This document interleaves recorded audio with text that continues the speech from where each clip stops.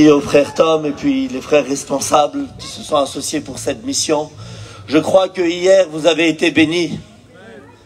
Je crois, amen, que cet après-midi nos sœurs ont été bénies. On a tant besoin encore ce soir d'être bénis. Vous savez, derrière cette mission, amen, il y a les personnes que vous n'avez pas vues. Les personnes qui sont dans l'ombre et qui ont réparé la sono, les chaises, afin que nous soyons bénis ensemble. Je voudrais leur dire un grand merci. Que Dieu les bénisse. Que Dieu bénisse Perpignan. Je crois en quelque chose. Église de Dieu, écoutez-moi. À Perpignan, alléluia. Dieu n'a pas terminé de bénir. Nous croyons, alléluia, que vous savez, tout ce quartier de deal, tout ce quartier pris par la drogue, pris par l'alcool, pris par le péché, va perdre sa surface. Parce que là où le péché abonde, la grâce de Dieu, elle surabonde. Alléluia. Dieu va prendre plus de place dans nos maisons, dans nos foyers, dans notre quartier. Parce que Dieu, il ne nous a pas oubliés. Il ne nous a pas abandonnés. Là où tu penses que Dieu t'a délaissé parce que ta souffrance te parle. Là où tu penses que Dieu t'a abandonné parce que ton péché te parle. Là où tu penses que Dieu a détourné son regard de toi parce que tes liens te parlent. Ne les écoute pas. Dieu voudrait te dire, l'Éternel est avec toi. Il ne t'a pas oublié. Et ce soir, il voudrait te montrer sa puissance, son onction, son autorité. Je crois en quelque chose, c'est que Dieu est parmi nous.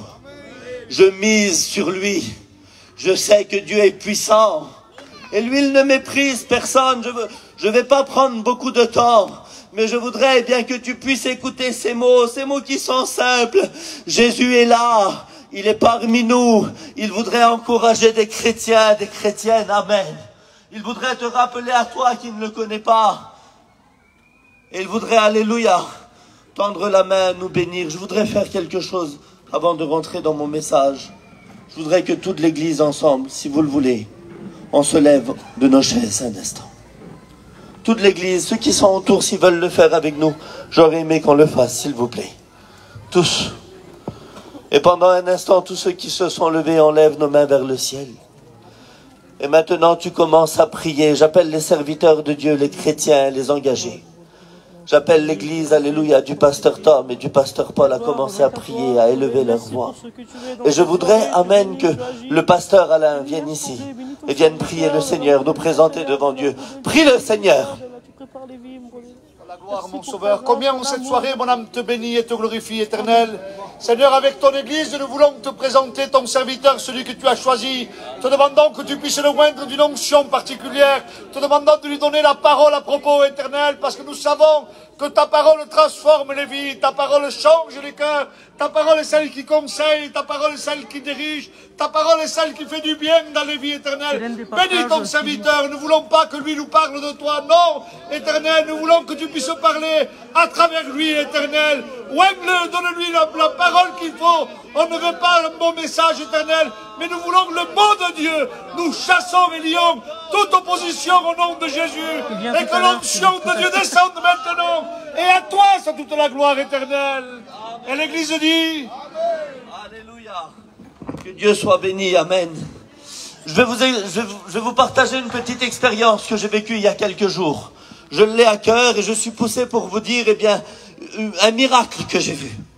Il y a quelque temps, il n'y a pas si longtemps, il y a une quinzaine de jours, peut-être 3 semaines, un mois, j'étais chez moi, j'étais avec ma compagne Marc, et puis c'était le soir, en train de se préparer. Je l'ai dit aujourd'hui, dans une assemblée, vous savez, moi j'ai un enfant qui se fait suivre pour ses oreilles, et j'avais rendez-vous à l'hôpital Necker, mais j'avais rendez-vous très tôt le matin. Alors le soir, avec ma compagne, on se préparait, on préparait les documents, les papiers, et avec tout le respect que je vous dois, il était de bonne heure, je me suis mis dans mon lit, et puis je me suis endormi. Et lorsque je me suis endormi, j'ai vu un rêve ou un songe, je ne sais pas, mais je me voyais rentrer dans un bâtiment. Je me voyais rentrer dans une tour, une grande tour, et puis dans mon rêve, je me voyais rentrer dans un service. Je tournais à gauche et au bout du couloir à droite, et ensuite je rentrais dans une chambre, et dans mon rêve, je voyais ça.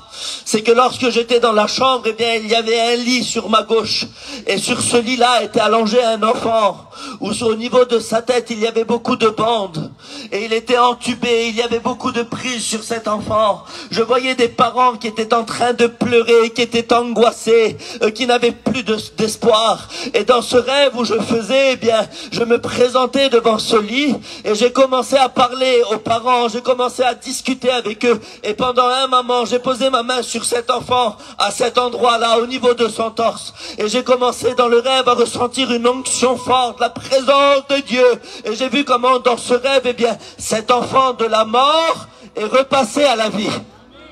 Alors c'est resté qu'un rêve. Le matin, je ne sais pas si vous en avez, mais chez nous à Paris, il y a beaucoup d'embouteillages.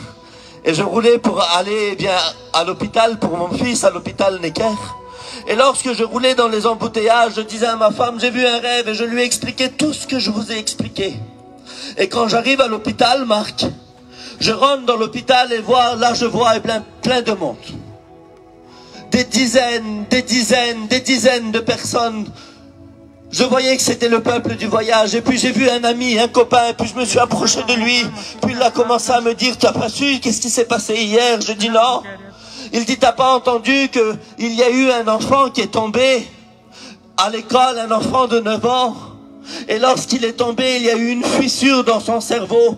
Et son cerveau baigne dans le sang. Le petit est en réanimation. Et là, et au moment où je te parle, la médecine l'a abandonné. On ne sait pas s'il va passer la nuit. Les parents sont dévastés. Toute la famille est dévastée. Kevin, fais prier le Seigneur. Puis moi, j'ai un enfant, il est malade. J'ai rendez-vous. Je lui ai dit, écoute frère, ce soir à l'église, je fais prier pour ton fils. Je suis parti dans l'autre bâtiment, et lorsque je rentre, eh bien, à mon rendez-vous avec mon fils, mon téléphone a sonné. Et lorsque mon téléphone a sonné, eh bien, c'est un copain qui m'appelle, il me dit, Kevin, tu es toujours dans l'hôpital? Je dis oui. Il dit, écoute, le père du petit, où son petit est tombé, il est en réanimation. Il a entendu que tu es dans l'hôpital et il voudrait que tu pries pour lui. Je dis, frère, je suis dans le rendez-vous avec mon fils, il n'y a pas d'autre pasteur. Il dit, si, mais le Saint-Esprit lui demande que c'est toi qui pries pour lui. Il dit, écoute, eh bien j'arrive. Je marche, je traverse le bâtiment, puis je rentre dans le bâtiment. Et lorsque je rentre dans ce bâtiment-là, je suis en train de revivre mon rêve. Je rentre dans un service de réanimation. Je tourne à gauche. Je rentre dans une chambre à droite. Vous savez que la Bible parle des rêves. Psaume 127. Dieu en donne plus à ses serviteurs pendant leur sommeil. Lorsque je rentre dans cette chambre, eh bien, je vois cet enfant allongé, bandelé au niveau de la tête, entubé. Il ne respirait plus, il ne vivait plus, il n'y avait plus de vie. Il était branché de partout. Son père et sa mère ont commencé à pleurer. Et il me disait, on s'en veut, parce que le matin, on a crié sur lui avant de l'emmener à l'école. On s'en veut dans notre cœur. Il y a des choses qu'on n'a pas bien fait avec notre enfant. Regarde qu'est-ce qui nous est tombé dessus. Regarde qu'est-ce qui nous arrive. Et là, j'ai commencé à ouvrir la parole de Dieu. Vous savez que lorsque l'évangile est prêché, l'atmosphère change. Vous savez que lorsque la parole de Dieu est annoncée, la crainte elle part, l'angoisse elle part, l'effroi il part, parce que quand Dieu parle, alléluia, il est capable de bannir tout ce que l'ennemi vient installer dans les cœurs. Et lorsque l'évangile est prêché, la foi elle vient de ce qu'on entend, et ce qu'on entend vient de la parole de Dieu. Lorsque tu crois à ce que la Bible dit, la foi monte dans ton cœur. Et pendant un moment, j'ai vu une chose, c'est que dans le cœur de ses parents, la crainte est partie, et la foi a commencé à s'installer. Et même s'ils ont vu un enfant mort, ils croyaient Dieu vivant, capable de ressusciter les morts. Et j'ai fait ce que la Bible dit. Je sais que tout le monde a prié pour cet enfant. J'ai commencé à prier pour l'enfant, et puis je suis parti. J'ai fait mon boulot de serviteur. Je roule, et mon téléphone sonne. Encore le copain. Je dis, Seigneur, qu'est-ce qu'il y a? Il dit, Kevin. Il dit quoi? La pression dans la tête de l'enfant était au maximum. La tension était à 21. Tu peux pas avoir plus. Et puis quand tu as prié pour le petit et tu es parti, les parents ont commencé à regarder sur cette radio. Et de 21, c'est passé à 17, à 15, à 13, à 10, à 9, à 7. La tension dans la tête est venue comme elle devait être. La pression a descendu. Ils vont le désentuber dans une demi-heure, ils le désentubent. 2 heures après, l'enfant était réveillé. Écoutez, 2 jours après d'un enfant mort, il est sorti de ce centre hospitalier et il a commencé avec son père à aller témoigner que dans le ciel, il y a un Dieu vivant qui ressuscite les morts, qui guérit toute maladie et toute infirmité. Je ne sais pas comment tu es venu ici, je ne sais pas ce que tu vis, je ne sais pas ce qu'il y a dans ton cœur, mais crois-moi que l'impossible, c'est la spécialité de Dieu. L'impossible, c'est ce qu'il sait faire de mieux, parce que tout est possible à celui qui croit. Et lorsque toi tu crois, lui il agit. Lorsque toi tu pries, lui il agit. Il ne peut pas résister à une mère qui pleure pour son fils. Il ne peut pas résister à la prière d'un père qui est angoissé pour sa vie. Il ne peut pas résister à un cœur brisé qui a besoin d'être réparé et qui s'attend à Dieu. Lorsque toi tu pries, lui il agit. Oui, quand un malheureux crie, l'Éternel l'entend. Je ne sais pas ce que tu vis, mais je voudrais te dire quelque chose. Mon Dieu ne t'a pas oublié. Je voudrais vous raconter une expérience encore avant de rentrer dans le message. C'est la première fois que je l'explique. Il y a quelque temps, il n'y a pas si longtemps de ça, on était chez nous et puis j'ai le cousin à mon père. Un garçon de 49 ans, en pleine forme, qui devait s'opérer de la thyroïde. C'est une opération banale. Et lorsqu'il est parti se faire opérer, merci, les médecins ont fait une erreur médicale. Et au lieu de l'opérer, ils l'ont tué. Et ils l'ont abandonné. Et ils ont avoué que c'est une erreur médicale. Alors, dans une salle de réanimation, ils ont ouvert les portes et tout le monde allait le voir. Il était en pleine forme hier, il était mort le lendemain. Puis là, le ciel nous est tombé sur la tête. On ne savait plus comment faire, comment réagir. Toute l'église chez nous, tout le peuple, tous les Roms ont commencé à prier. Je ne sais pas si vous avez reçu la requête de prière. Et puis pendant un moment, écoutez, je roule pour aller à l'hôpital. Et ce jour-là, j'ai écouté quelqu'un ce matin qui m'a parlé qu'il priait et puis il parlait à Dieu. Mais il y avait comme dans son cœur, pas une haine, mais il était en train bien de parler à son Dieu comme si, qu'est-ce qui nous arrive? Et c'est ce que je vivais. Je roulais et puis je pleurais, j'en pouvais plus. C'est le cousin à mon père, c'est ma famille. Comprenez, on a des sentiments. Et quand je roulais, je dis, Seigneur, pourquoi? Pourquoi nous? Pourquoi maintenant? Seigneur, qu'est-ce qui nous arrive? Et puis le Saint-Esprit a parlé dans mon cœur. Et il m'a dit, lorsque tu rentreras dans la chambre, tu liras le livre d'Ézéchiel au chapitre 37. Et puis quand je suis arrivé à l'hôpital, j'ai oublié de prendre ma Bible. C'était difficile de trouver une place, j'ai mis du temps. Et puis je suis rentré dans l'hôpital. Et quand je suis rentré dans l'hôpital, je suis monté dans ma chambre, mais ma Bible n'était pas entre mes mains. Et quand je suis rentré dans cette chambre, il y avait un chrétien, un ancien de notre église, qui était face à mon cousin, qui était allongé, mort. Il était sur le ventre. Et il était en train de lui lire des versets. Et lorsqu'il m'a vu rentrer, il a dit ce mot-là. Il a parlé donc à la personne qui était malade, à la personne qui était morte. Il a dit, David, Kevin le serviteur est rentré. Il va te lire un verset. Et il me donne la Bible. Et quand je prends la Bible, je l'ouvre. Ézéchiel 37. Et cette histoire nous parle d'une vallée d'ossements secs. d'une vallée d'ossements abandonnés, là où il n'y avait plus de vie. Et Dieu va dire à Ézéchiel, Ézéchiel, commence à prier, commence à prophétiser, commence à proclamer, et la vallée d'ossements qui est morte va reprendre vie. Et j'ai fait bien ce que la Bible dit, j'ai commencé à réciter ce verset, et j'ai commencé à prier pour David, j'ai commencé à implorer que mon Dieu qui est capable de guérir toute maladie, toute infirmité, et de ressusciter des morts, qu'il puisse agir. Mais j'ai fait une prière, j'ai dit, Seigneur, permets que David m'entende. J'ai dit, au nom de Jésus, David, tu te réveilles maintenant. Je suis parti, quelques jours après, David se réveille. David rentre chez lui. Et quand il rentre chez lui, on le laisse se reposer.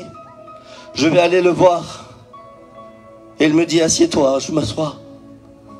Il me dit, écoute Kevin, un jour, tu es rentré dans la chambre chez moi. Tu as commencé à prier. Et j'ai écouté ta voix. Je voudrais vous dire quelque chose. Dieu entend les prières. Dieu change les temps et les circonstances. Ce soir, je voudrais vous dire que mon Dieu est capable d'apporter ce que toi tu as besoin, si tu lui demandes tout simplement. Vous savez, il n'y a pas de belles prières. Il n'y a pas de belles paroles. Lorsque ton fils pleure, lorsque ta fille pleure, lorsqu'elle veut te demander quelque chose, penses-tu qu'elle est obligée d'essayer de trouver les plus belles paroles pour pouvoir t'amadouer? Ama, t'es la plus belle, Ama, t'es la meilleure, Ama, c'est toi qui fais le meilleur à manger. Mais non, c'est ta fille. Ama, j'ai faim. Et des fois, t'as pas besoin de parler. Elle n'a pas besoin de parler, tu vois, ta fille a faim. Viens ma fille, je te fais des pâtes. Parce qu'on connaît le besoin de nos enfants. On sait même reconnaître leurs pleurs. On sait quand ils pleurent parce qu'ils ont faim. On sait quand ils pleurent parce qu'ils sont tombés. On sait quand ils pleurent parce qu'on leur a volé leurs jouets. On arrive à reconnaître les pleurs de nos enfants. Eh bien Dieu dans le ciel, lui, il discerne, alléluia, il sonde le cœur et les reins, et il connaît ton besoin. Vous savez, je lis la parole de Dieu dans l'évangile de Marc au chapitre 4 au verset 35. La Bible dit que Jésus va dire à ses disciples, passons de l'autre bord. Leur donner une horizon nouvelle. Parce que ce jour-là, Alain, ils ont vu beaucoup de bénédictions à Capernaum.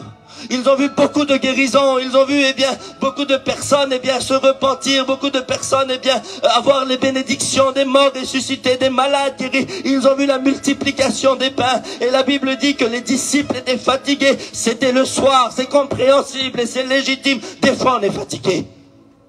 Des fois on en fait tellement qu'on est fatigué. Des fois on est tellement fatigué qu'on veut même abandonner. Pierre était certainement fatigué parce qu'il se disait, tout le monde a reçu et pas moi. Et c'est peut-être ce que tu te dis toi, tout le monde reçoit et pas moi. Tout le monde est béni et pas moi. Chaque foyer a reçu un berceau et pas moi. Lorsqu'ils sont venus pour qu'on présente leurs enfants, dans ton cœur c'était des lames de rasoir qui étaient en train de te pénétrer parce qu'ils te disaient, toi tu n'en auras jamais. Et c'est peut-être encore ce que tu te dis, je suis fatigué, je veux plus demander, je veux plus prier.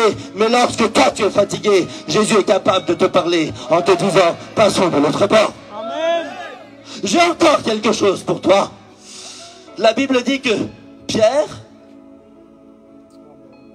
navigue la barque. Pendant qu'il naviguait, Jésus, le Fils de Dieu, fatigué du voyage, au fond du bateau, il s'endort. Alors je vais parler au secrétaire. Marc, moi ça m'est arrivé. Lorsque j'ai confiance dans celui qui conduit, je suis capable de m'endormir. S'il sait conduire, je m'endors. Ça vous arrive ça? S'il sait faire, je lui fais confiance. Puis Jésus, certainement. Jésus était de Nazareth, Pierre de Capernaum. C'est d'ailleurs de là-bas qu'il l'a appelé lorsqu'il lui a dit, suis-moi, je te ferai pêcheur d'hommes. La Galilée, il la connaît. La barque, c'est la sienne. Pierre a voulu conduire. Conduit. Jésus s'est endormi. Parce qu'à ce moment, Jésus lui a fait confiance. Je peux vous dire un petit mot? Je crois que Jésus a fait confiance. Il y a des choses que tu arrives à faire. Il y a des choses qu'on t'a appris à faire. Il y a des choses que tu fais mieux que des autres. Il y a des choses que tu arrives à manier, à manipuler, à diriger, à contrôler. Il y a des choses où moi je ne pourrais pas t'apprendre. Élever ton enfant, ça tu sais le faire, t'as pas besoin de moi. Amener un morceau de pain, les frères, à la maison, ça tu sais le faire, t'as pas besoin de moi. Prendre un petit peu de métaux, réparer quelque chose, on est des gitans, nous Alain, on sait tout faire. On n'a pas besoin. Ça c'est des choses qu'on peut contrôler. La Bible dit que Pierre a commencé à conduire le bateau. Donc ça voudrait dire que ce sont des choses qu'il peut contrôler, qu'il peut diriger. Il arrive à les faire. Puis je le vois devant moi. Il devait se dire dans son cœur, quelle beauté! Quelle journée que j'ai vécue, combien de bénédictions j'ai vues. En plus de tout, je conduis la barque, c'est ma barque. En Galilée, c'est mon terrain de jeu, c'est de là où mon père m'a élevé. C'est là où mon père m'a appris à jeter le filet, à conduire le bateau. C'est là où j'ai fait mes premiers pas. C'est là où je me suis réveillé, où je me suis endormi. C'est là, c'est chez moi, c'est ici. Et en plus de tout, Jésus est avec moi. Quelle belle photo. Quel beau moment. Mais pendant un moment, Pierre ne s'attendait pas. Vous savez ce qui se passe? La barque, ta maison, ton foyer, ton ministère, le foyer de tes enfants, ton quartier a commencé pendant un moment à bouger. Ça a commencé à trembler. Ça a commencé à vibrer. Ça a commencé à apporter de la crainte dans ton cœur. De l'effroi, de l'angoisse, et puis tu ne savais pas ce qui se passe.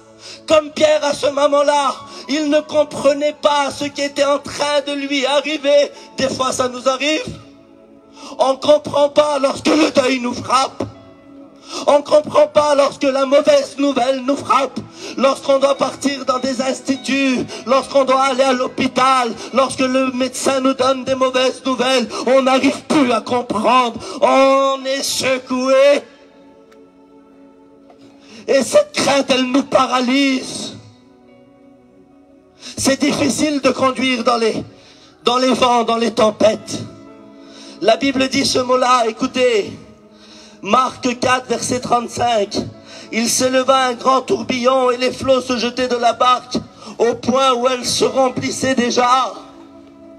Pierre conduit, Jésus dort, mais devant Pierre, il y a des vents qui se sont élevés. Il y a des tornades qui se sont élevées. Et là, elle ne fait plus que bouger. Elle est en train d'être au bord du précipice. À tout moment, Pierre se noie. À tout moment, Pierre le contrôle. Parce que sans prévenir, brusquement, un vent s'est élevé. Et je te pose cette question. Ça t'est pas arrivé, toi, quand tout va bien? Quand tu dirigeais ton foyer, quand tu élevais ton enfant, quand tu lui as appris tout ce que son cœur désirait, et pendant une journée, tu as commencé à faire son linge, et lorsque tu étais en train de laver ses jeans, tu as vu dans son jean des choses qui ne sont pas à la gloire de Dieu, et le vent s'est élevé sur ta maison, et la tempête a commencé à te frapper, et tu t'es dit dans ton cœur, le monde m'a volé mon fils, le monde m'a volé ma fille. Tu as commencé à la voir angoissée, triste, parce que les tempêtes de la vie, elles ne regardent pas qui tu es, elles ne regardent pas ton rang social, elles ne regardent pas ton nom de famille, elles ne voient même pas si tu es un pasteur ou le fils du pasteur, non, les vents, elles se lèvent contre nous, capables de ravager nos foyers, les vents de l'alcool, de la drogue, des cachets, du péché, de l'injustice, des compréhensions qui soulèvent nos barques. Et puis je vois Pierre devant moi, il est en train de perdre le contrôle, mais il a dû se dire, faudrait que j'aille le voir. Jésus est là. Mais vous savez, Pierre, c'est un pêcheur de métier, fils de marinier. Avec lui, c'est Jésus, le fils de Joseph. C'est un charpentier. Alors il a certainement dû se dire, comment un marinier va aller demander à un charpentier pour conduire la barque. Bien, je voudrais te dire quelque chose. Il est plus que le fils d'un charpentier. Il est le Fils de Dieu, le Créateur de toutes choses. Il est Jésus. Et je vois Pierre devant moi. Regardez 5 minutes. Pierre est là. Puis ça, c'est gitan, Marc. C'est ce qu'on vit, nous. Si je vais le voir, tout le monde va savoir ce que je vis. Et des fois, non, on ne veut pas que les autres sachent ce qu'on vit. On ne veut pas que les autres sachent que chez nous, eh bien, il y a le divorce. On ne veut pas que les autres sachent qu'il n'y a plus d'amour dans le foyer, qu'il n'y a plus d'entente, qu'il n'y a plus de communion. On ne veut pas que les autres sachent, eh bien, que pour dormir, tu es obligé de prendre des Exomil, des Anax, des Temesta. On ne veut pas que les autres sachent, eh bien, qu'il n'y a plus, eh bien, de communion entre le père et le fils dans la famille, dans le foyer. Que la belle-fille se prend la tête avec la belle-mère et que la fille avec sa mère. Et il n'y a plus de paix.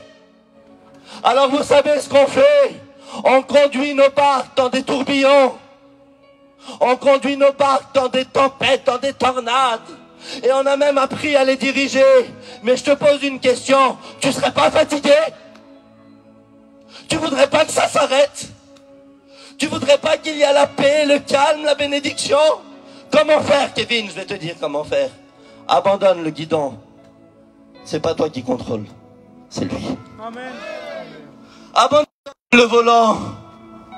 Il est venu le temps que nous, Roms, Catalans, Espagnols, voyageurs, Gitans, nous, derrière, et lui, devant.